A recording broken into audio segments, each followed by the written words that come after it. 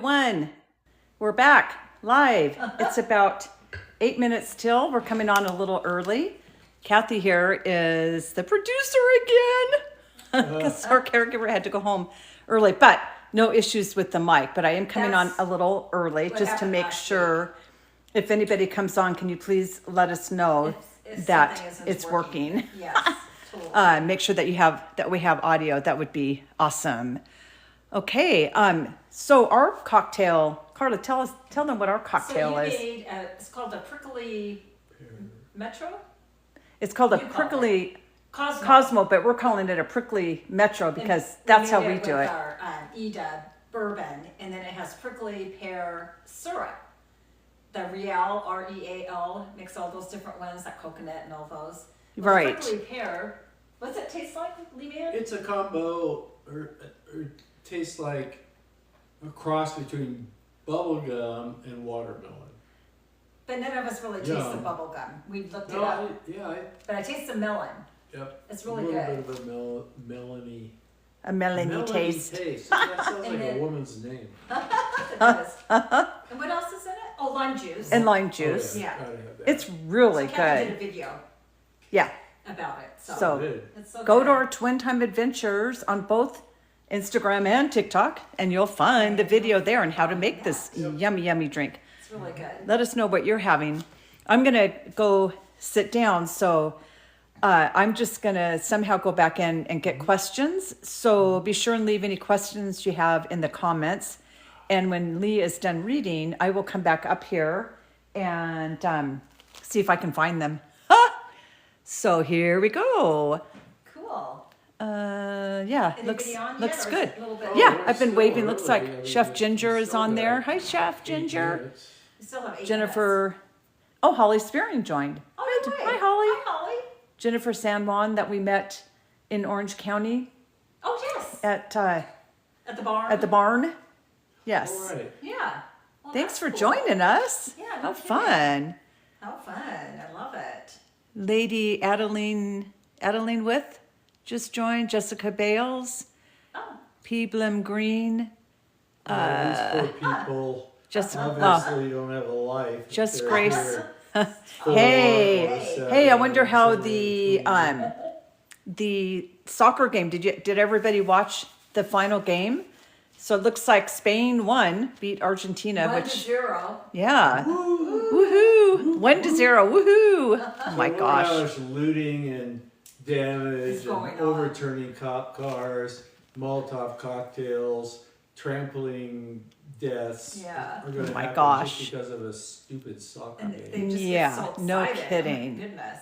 Yeah. Especially the Argentinians. Sorry to insult people who are rabid about soccer, but it seems kind of dumb to watch a game that pivots on literally one goal. Yeah, I know. It's so, but An hour and a half or 2 hours. I don't know. I just could not get I've into never it. I didn't looked even into watch it. one of the games. I guess I should have watched when the U.S. was in it, and I think it would have been fun maybe to go there live, but maybe not. And your son is in New York, so hopefully Yes. working. So Working, so I'm hopefully- hoping that he's not going to get caught up in all that Yeah, nonsense. mayhem. But he's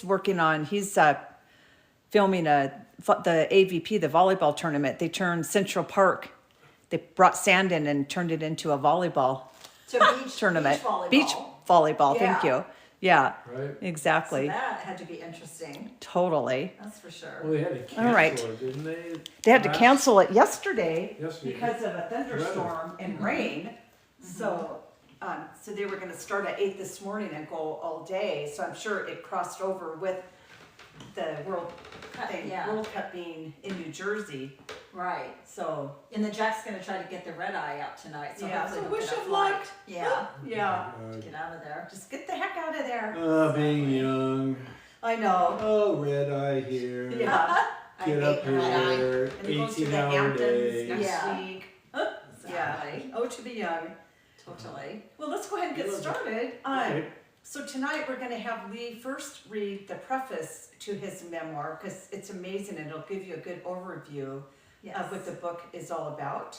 And then we're going to read a really interesting chapter about Lee returning to the scene of the accident. And I'm sure he could never imagined ever going back there again, but he felt that he needed to. And it was a really interesting trip, and There was. the chapter Yeah. is really good. So let's begin. Okay, this is the preface. And just to warn you, this is still a rough manuscript, getting closer to a manuscript that we're going to submit to an editor / publisher Yeah. to sort of refine things and, you know, move paragraphs around and all that kind of stuff. Because we're not writers, we're not even editors, but we try. Anyway, this isn't the book I thought I would be writing. It's not a medical guide or a rehabilitation manual or even a self-help book. It's the story of what happened after a split second on a polo field changed everything. It's the story of life as a quadriplegic.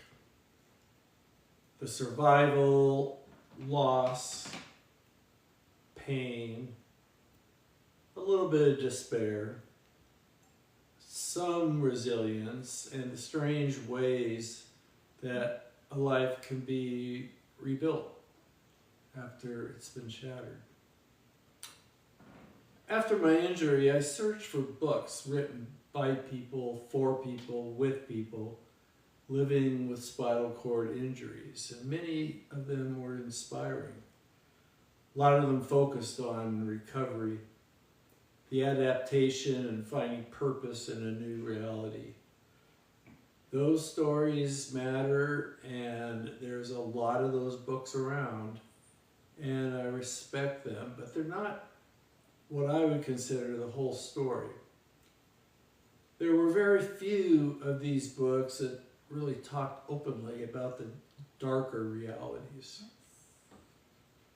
The humiliation of loss of independence, the loss of identity, the collapse of certain relationships, dealing with chronic pain, depression that comes with that, loneliness, and moments when simply making it through another day feels like a victory.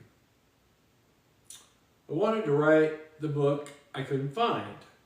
Before January of 2020, which is when this accident occurred, I had spent decades building a life I loved. I was a facial plastic surgeon, husband, father, and for a number of years, a passionate polo player. Like everyone, I valued independence, achievement, and self-reliance. And like most people, I assumed that those things would always be there. Then, in less than a second, they were gone. What followed was not a single battle, but a series of them. There were hospitals, surgeries, rehab, endless process of learning how to live in a body that no longer followed any commands. Although much of this story unfolds chronologically, a lot of it is organized by theme rather than time. These themes span dealing with chronic pain, rehabilitation, caregivers, accessibility to travel, and many of the challenges of living with a spinal cord injury evolved over months and years, often overlapping with one another. So telling these experiences together paints a more complete picture than a strictly chronological account ever could. There were setbacks I never saw coming and losses that hurt more than just the physical injury itself. Some of the chapters in this story are really difficult to tell. Others would have seemed impossible to believe had I not lived them. The book doesn't offer easy answers, and it doesn't pretend that every hardship arrives and ends with a hidden blessing. Sometimes tragedy is simply a tragedy. Sometimes courage looks like triumph and more like enduring another day when you'd rather quit. Yet, this is a story about not giving up. Along the way, I discovered that even after the foundations of a life that you've been living have been destroyed, something new can still be built. Not the life I planned, not the life I really wanted, but a life worth living nonetheless. The pages that follow hold the best and worst years of my life.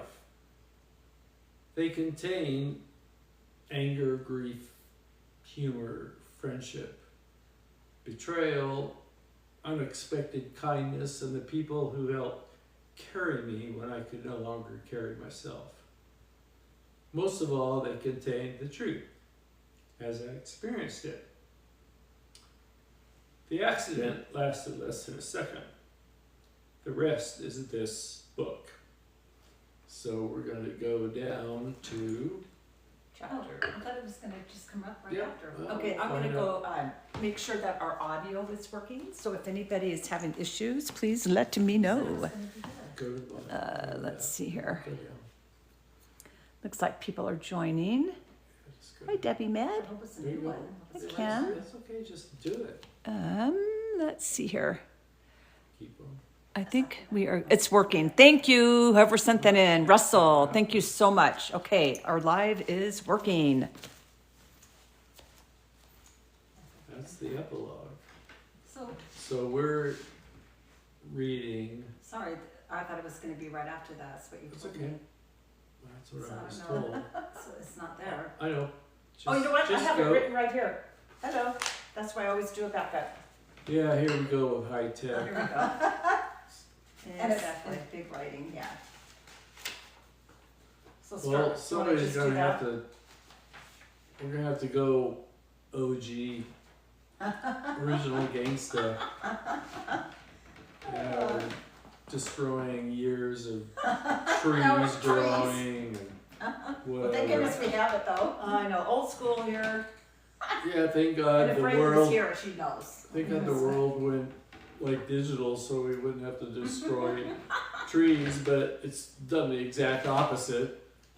So much replication of stupid stuff that's written and mailed and all that. Oh So, my gosh, that's for sure.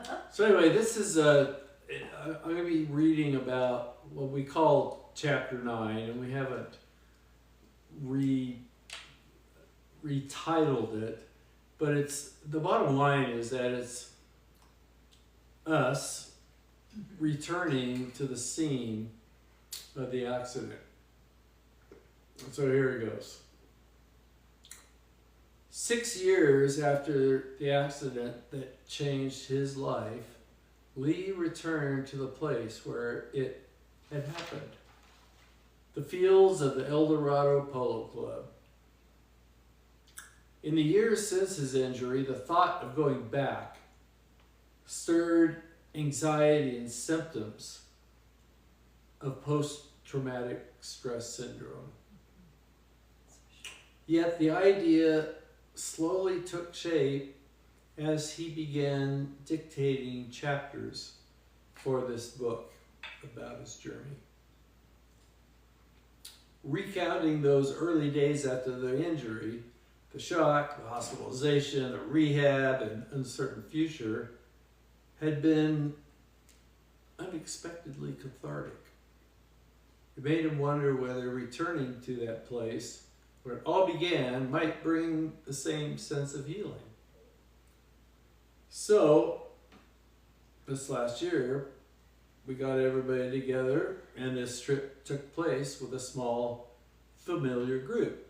And my beautiful wife, Karla, her beautiful sister, Kathy. You are. I've been beautiful. called, oh, just kidding. You've been called worse. I'm kidding.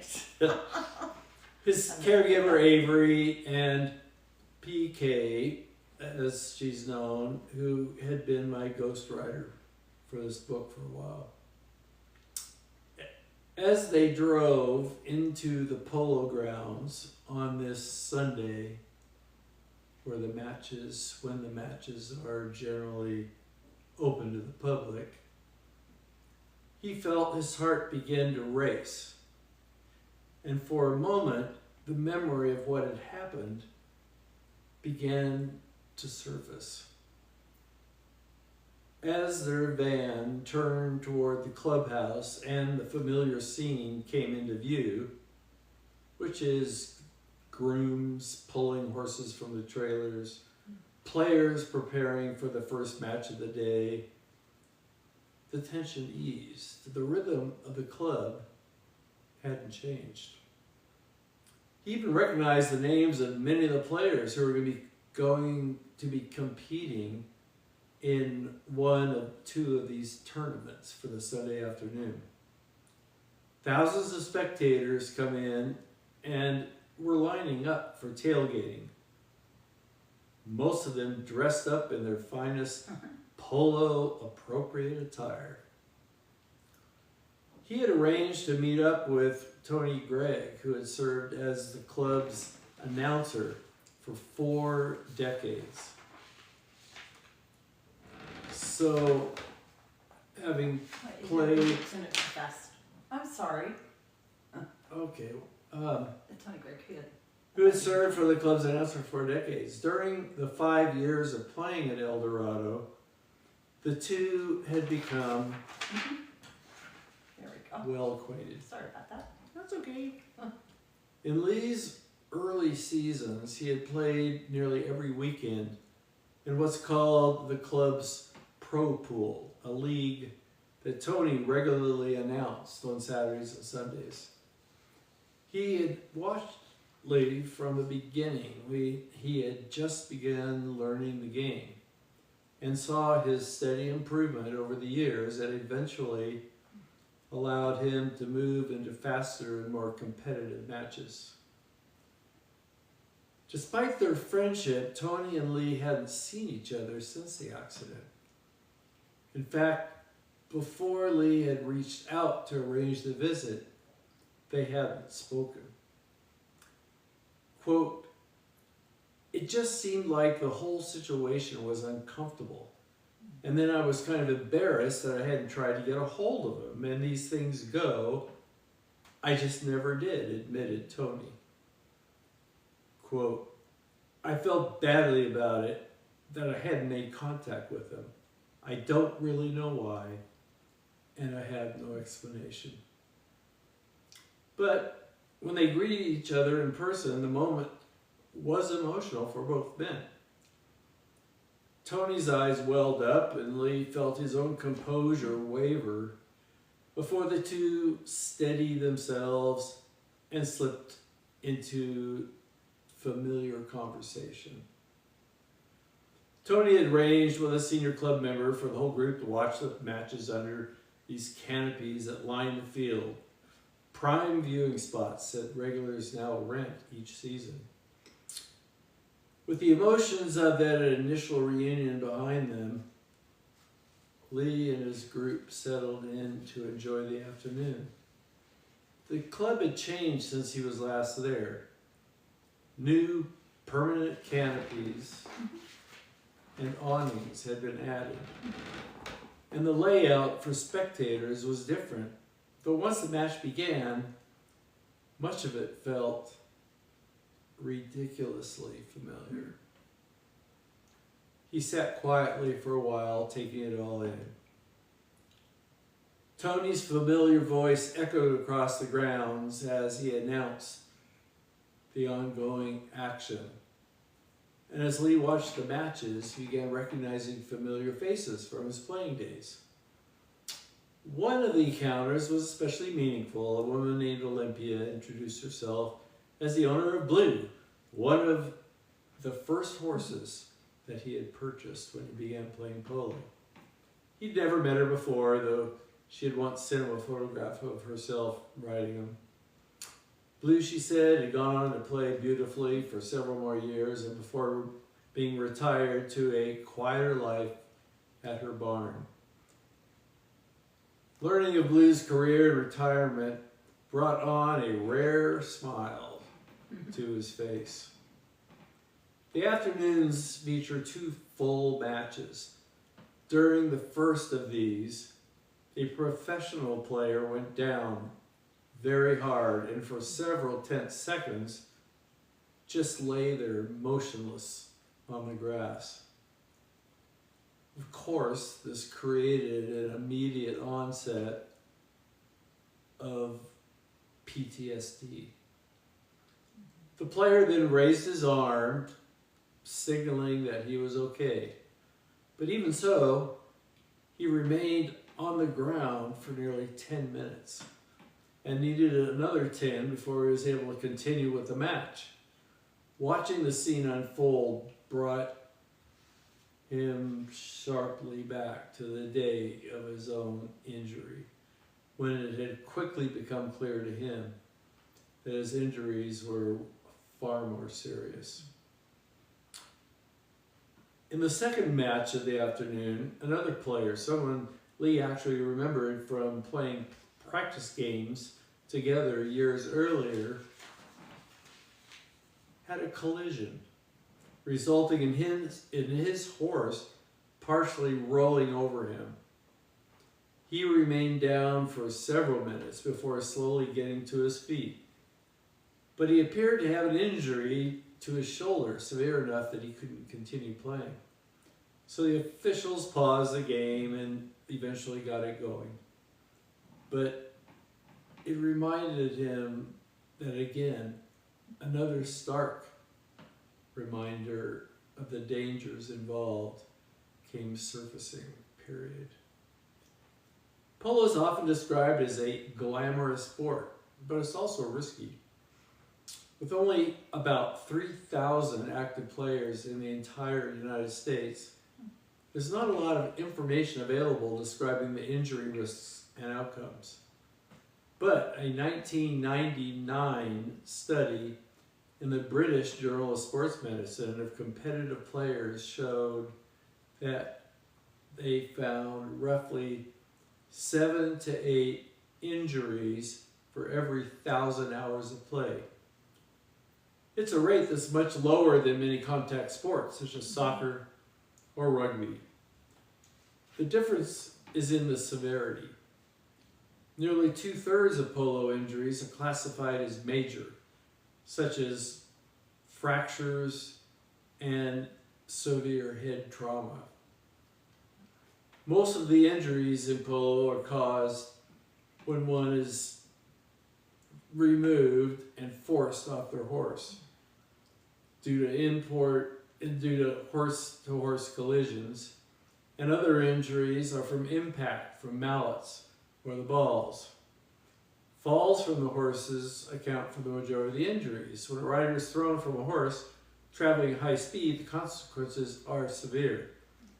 Another study found that nearly 40% of these injuries in polo players were broken bones, most frequently involving the arms, which riders instinctively use to break their fall.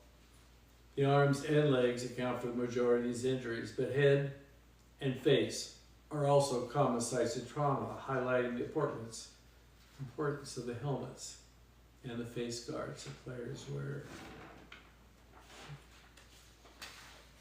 As Tony noted, quote, when you're playing polo, unlike other sports, say football, basketball, rugby, whatever, not only do you have to control yourself, but also your horse.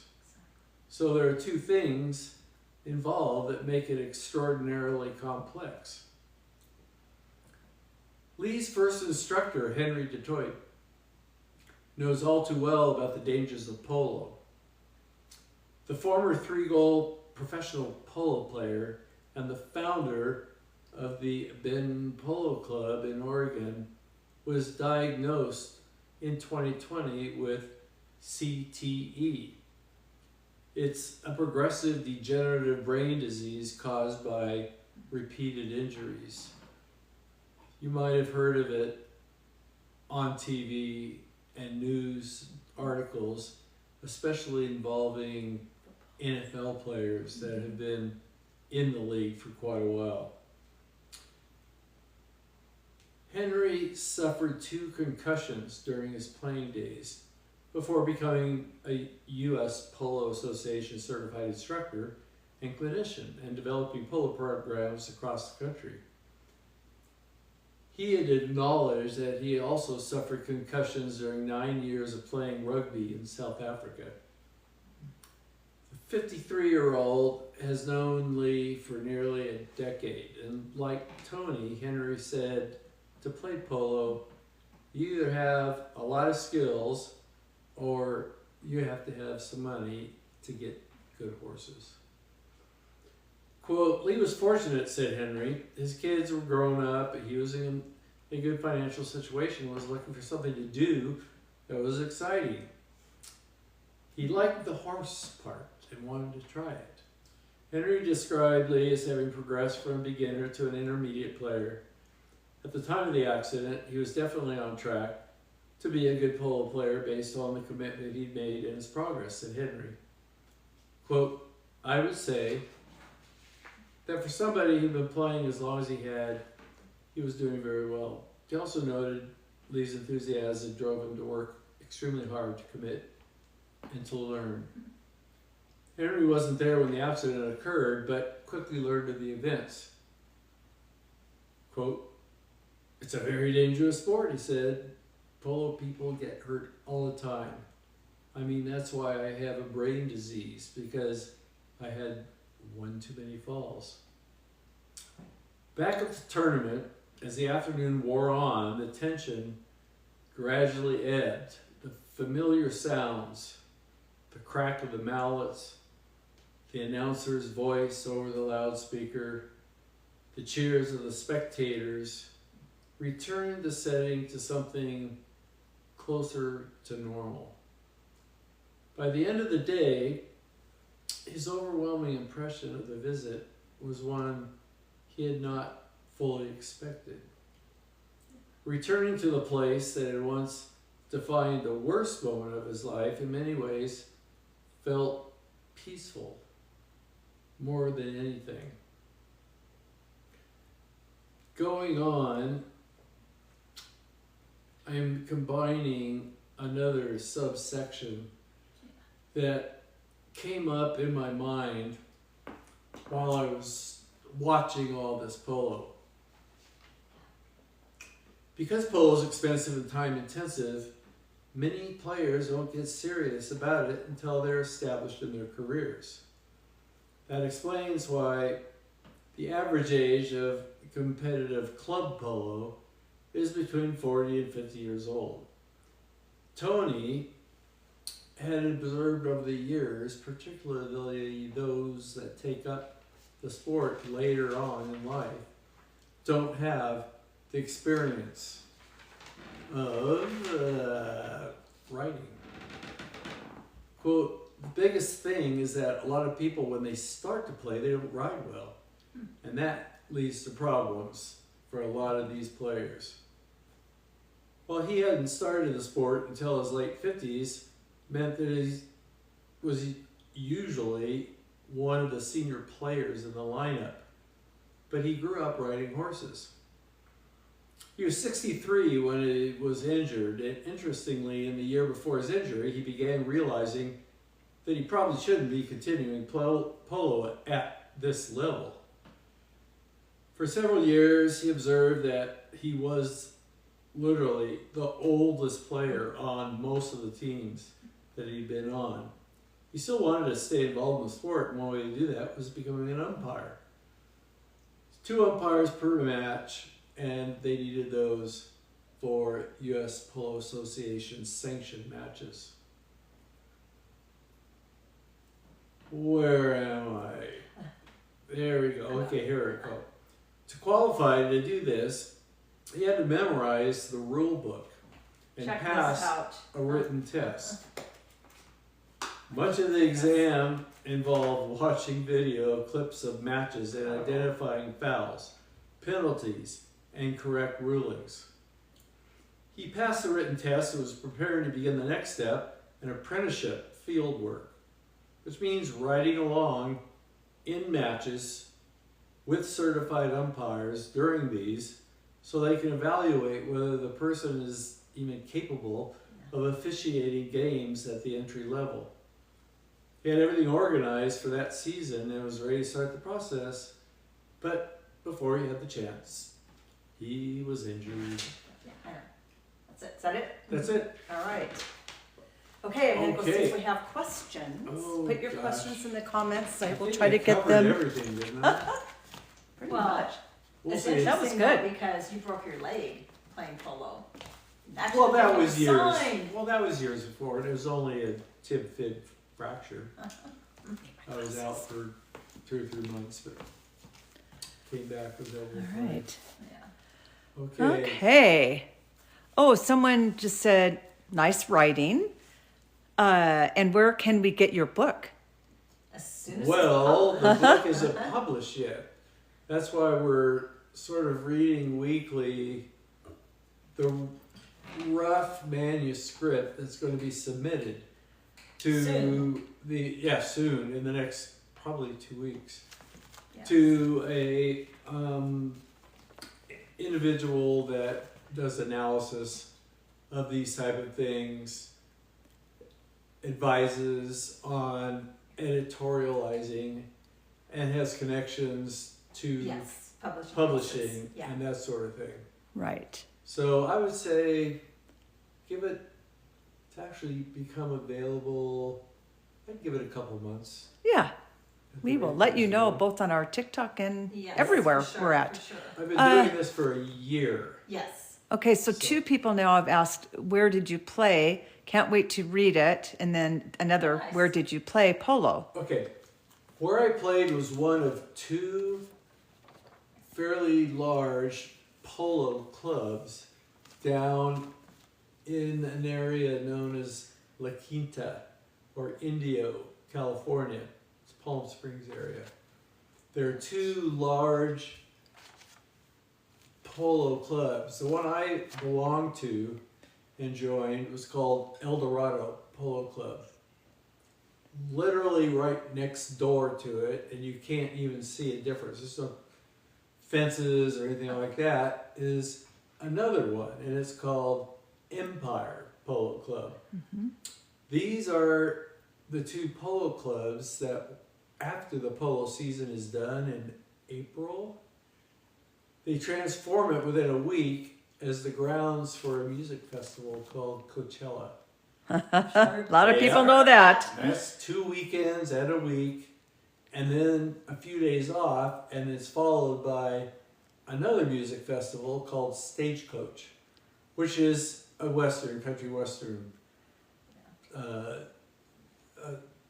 or event, whatever. Yeah. whatever. Concert. But it's interesting. People don't understand the size of these fields. Every field is about 10 acres, which is Wow. 10 times the size of a football field.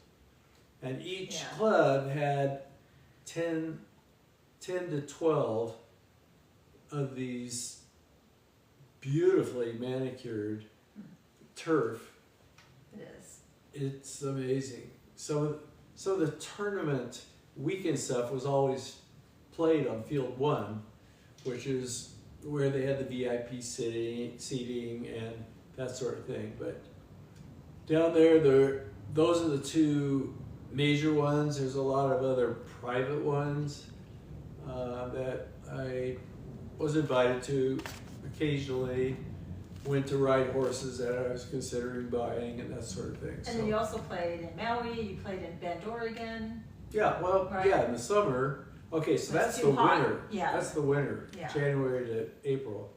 Then you let the horses rest for 2-3 months, and then I played, I guess what you'd call the Northwest circuit of polo, Oregon, clubs in Washington, mostly those 2 states. And that goes from roughly June to, I think the last tournament is probably in October. And then you get to rest your horses again, and that's when I trailered them from Bend, Oregon, down to the desert, and then had my groom, Pepe, start getting them ready for the next tournament schedule, which would be probably 3 months after they got down there. Okay, this is fun having these questions come in because 3 that have popped up. One said, "What happened to your legs, sweetie?" So a lot of people don't even know that you're a quadriplegic. Yep. And then, do you live in California now? And then, how did you two meet? So those Oh are my 3 God. good Oh, questions. Chapter. I already read that That's one. a major chapter, which But we got together after the injury. after just the saying. Yeah, so that's probably why they my were asking injury, you. with my injury, I sustained the equivalent of a fracture in my neck, and it partially, or the majority of the injury, came with what I would call functional quadriplegia. I can't walk. I can move my legs and I can move my arms, move my hands and that sort of thing, but But you don't have feeling. yeah, but I have literally no feeling from the neck down, Just crazy. other than Okay. a problem with increasingly serious chronic pain that is in my arms and shoulders and body and feet and all that place. So that's my injury, and that's why my legs look weird. They don't look weird. No. Yeah, just curious why you were in a chair, because not everybody knows if they're just joining today for the Yeah. first time. So that was good. I'm glad that you Yeah, asked That's a good that. question. I think it was No, I'm not in lucky. California. I Yeah. live in my home is in a resort area called Black Butte Ranch, Which is where just we are outs- right now. Which is We're where we here. are right now. And it's about an hour from Bend, Oregon, Central Oregon area. Yes. Yeah. Cool. And how we met is a fun story and an entire chapter. Yeah. So You have to read the book. That's right. Let's see. When did you first consider going back to El Dorado? it was while I was dictating In the book, yeah. over the last year, my journey, before the injury, right at the injury, the rehab at the rehabilitation hospital, getting home, arranging and getting my house figured out so I could be here in a wheelchair. It's the only way I can get around. In fact, if you look See the closely ramp behind behind. me, Yeah. there's Right. a ramp that goes from this level of the house, which is the living room, the dining room, the kitchen. It goes up just 2 steps And then to the bedroom. entryway, and then the master Bedroom is bedroom, back there. luckily, is on the On the main main. floor. Yeah. So I had to do, This house has an upstairs. yeah, it has it Right. upstairs with another Yeah. 4 bedrooms for guests. 5. So come by, Yeah. we have plenty of room. Yeah. That's right. And someone else, do you still have horses to look at? Aw. To look at, well, I don't have any of my horses. Those got sold immediately. But out There. there's a probably 400 or 500 acre meadow that usually has at least one horse and sometimes several just out to pasture for the summer. Yeah. This year they didn't put any of them in, but yeah, I miss them. Horses are amazing. They're exceedingly dumb, which makes them easy to train. But they're beautiful and very Yeah. They are. graceful animals. Someone asked, what is the book called? I missed that part. It's called, at least at this point, After Impact. And then the subtitle. The life I never planned, but learned to live. So it might Yeah. change. Yeah, but but definitely. we'll let everybody know After if it Impact. does. But Right. Yeah. that's kind of the working title right now. Yeah. Yeah. Did any part of you want to leave once you saw that player go down? I didn't want to leave. Things happened really suddenly in polo. Everything's fluid. The game is going back and forth. Players are bumping up against each other, which is totally legal to do. Legal or illegal? It's legal. Okay. It under certain rules, which you have to learn Yeah. from that book Right. before you can actually play safely. Yes. So I really didn't want to leave, but it just, if anybody has had any sort of incident in their life, that when they see something that reminds them of it, Right. Sure. their heart rate goes up a little bit, they sweat a little bit, Yeah. they start hyperventilating a bit. But, you know, I was with people that I love and they're very supportive and That's right. I felt safe.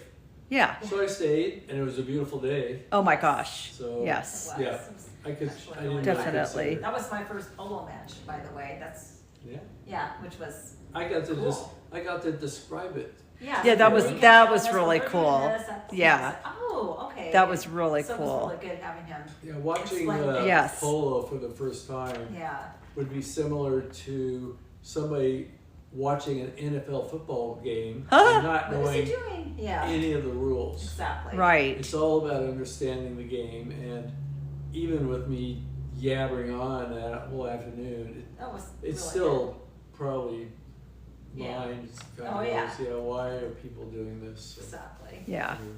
Yeah. Someone said,